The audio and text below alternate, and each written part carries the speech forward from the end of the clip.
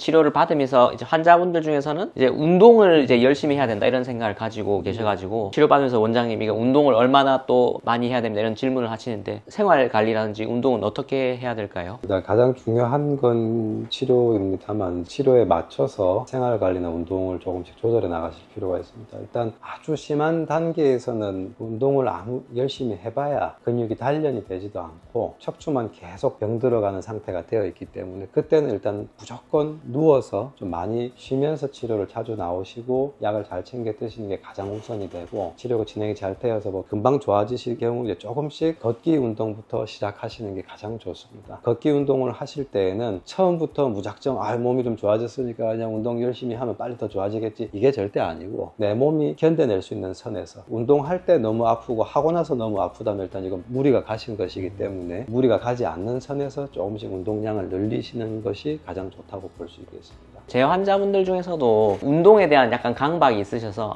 내가 너무 운동을 안 해서 허리가 안 좋아졌나 이렇게 협착이 진행됐나 이렇게 생각하시는 분들이 많습니다. 그래서 제가 분명히 많이 누워 계시라 치료받으시면서 운동하지 마시라 했는데도 원장님 운동은 언제부터 해야 되나요? 얼마나 해야 될까요? 계속 질문을 하십니다. 근데 이제 환자분들이 명심하셔야 될 게 일단은 치료가 우선이지 운동이 우선이 될 수가 없습니다. 운동은 일단 치료가 되고 나서 차후에 허리, 심부, 코어 근육이 많이 좋아진 다음에 차츰차츰 이제 하셔도 충분하다는 겁니다. 일단은 최대한 환자분들이 하셔야 될 건 치료를 잘 받으시면서 운동에 대한 조급증을 버리고 최대한 휴식과 안정을 잘 취하시는 게 더 우선이십니다. 그렇다면 이제 환자분들이 이제 치료받으면서 누워있는 게 어떤 자세가 좋은 건지 이런 거에 대한 또 궁금증이 많으시거든요.